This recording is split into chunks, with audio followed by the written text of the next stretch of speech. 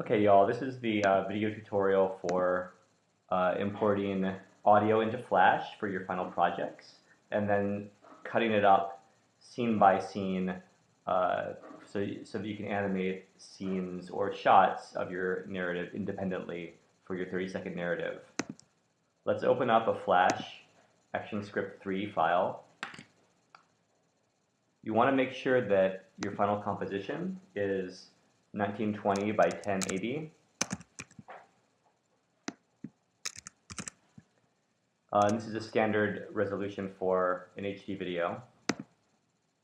For the frames per second, typically we want 24. If you expect to be doing a whole lot of frame-by-frame animation, you can go down to 12 frames per second to save yourself the headache of having to animate some 700 frames. At 12 frames per second, you'll only be really responsible for somewhere in the 300 frame range for a 30-second animation.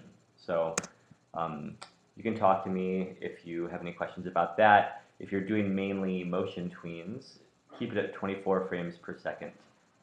That'll make for smoother animations, and having more frames per second doesn't cost you anything if you're just doing motion or shape tweens.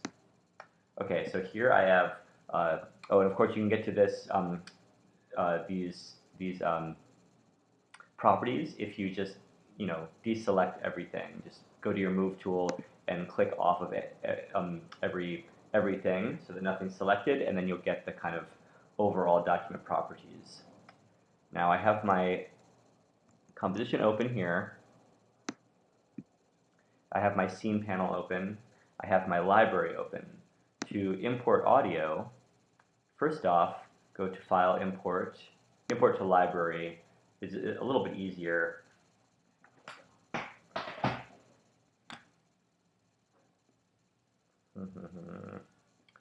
And I have here my desktop, my audio file. I'm actually just going to import an MP3 file instead of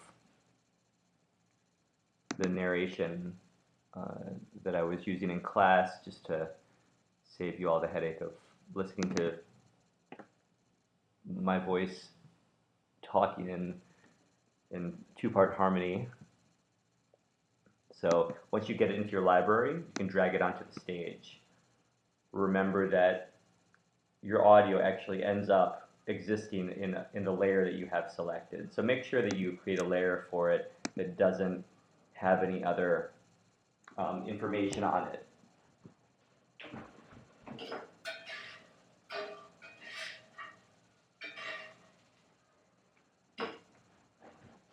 I'm simultaneously stirring something on the stovetop. So if you want to edit your audio, you can click on any frame in the audio layer, and then the Properties Inspector will bring up this context menu that has different properties of your audio file. Click on the little pencil-looking icon to edit the sound. Now I'm working on Adobe Flash CS4, and it's a much earlier version, but you should recognize the environment here. This is the left and right channel of the audio waveform. By dragging this little handlebar in the middle, you can cut down your file. And so you're going to do this in each of your scenes for every kind of statement or part of your overarching narrative. You can kind of clip that down to just the size that you want. And of course you can zoom out on your waveform or zoom in to get a little closer.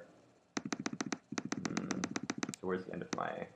It's actually a little bit easier in your version of Flash to manage.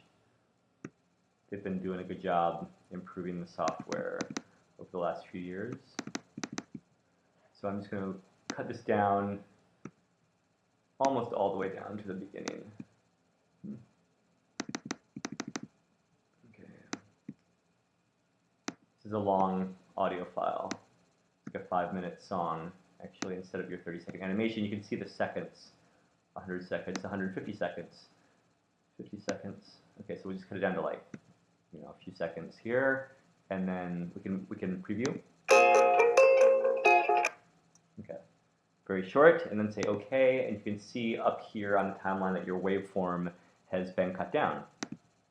And so then you can just clip, selecting all the frames, and clip, by removing frames, your timeline down to the length that you want.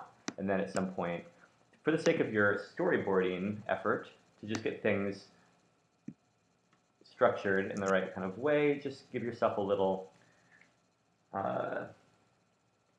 graphic that, you know, that at least suggests to us what will be happening in this frame, or in this scene. Walking down the street. There's me, yeah. Simple enough. And so now you can create a new scene in your scene palette. See that scene 1 is already there, and you can also see it reflected here at the top of your stage. So add a new scene. Clicking that button, you have scene 2. You can always go back and forth between scene 1 and scene 2. You can see that the timeline is totally clean now.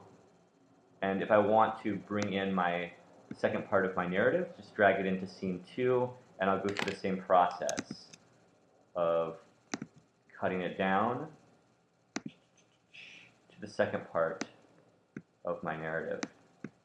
And though this might seem like a little bit of work at the front end, it's going to save you a lot of confusion later on, because in each scene of your animation, you're going to have multiple layers. You're going to have to make sure that they end at the same moment, all that kind of thing. If you're dealing with, say, 5 to 10 scenes in your final animation, you don't want them all on the same timeline. It's going to be crazy, too much to deal with. You're going to miss stuff, you're going to lose things. There'll be images just like disappearing at random moments. So, second frame, he kind of notices, or I, in this case, but the kind of fictionalized I who appears in this story. My story is a true story, but embroidered a little bit.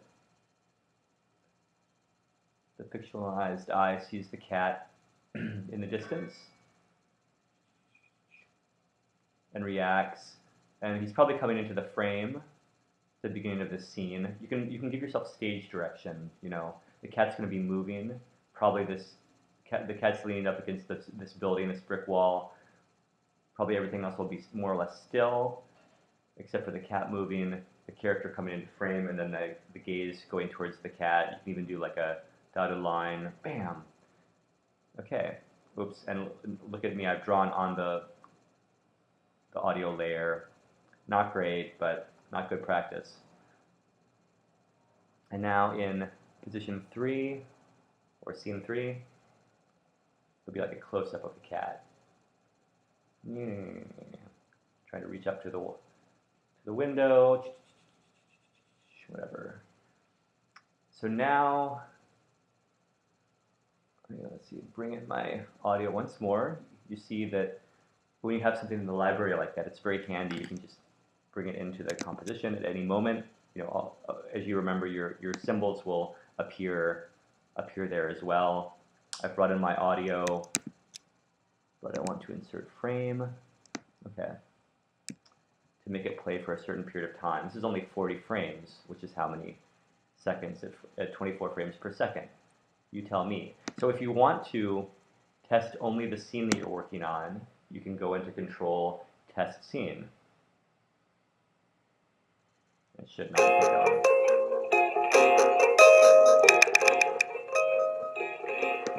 Okay, but if you want to test the entire movie, it'll play scene 1, then scene 2, then scene 3 in order. See? Okay. Don't worry about the sound. The sound won't go weird for you in your version of Flash. In my version, it has some hang-ups. So, there you have it. And make sure, anytime that you think about it, and probably sometimes when you're not thinking about it, save your Flash file And each time you save, or some of the times that you save at least, save it as a new file type with a higher numeric value. It's a really good practice for any complex animation or just digital file that is pulling in a lot of resources, because sometimes you'll accidentally erase something and 30 minutes later you'll find that you are lacking it, and no number of undos are going to get you back to your earlier position. So actually what you can do, if you lose a layer or something, you can open up your earlier version, BG Animation 4 or something, and pull that layer back into your new composition, something like that. So try to save multiple versions of your file. It's just good practice in working with digital applications like this, or like Photoshop, or like anything when you're working on larger projects. So that's the end of that. Hopefully that helped out. Feel free to email with any questions.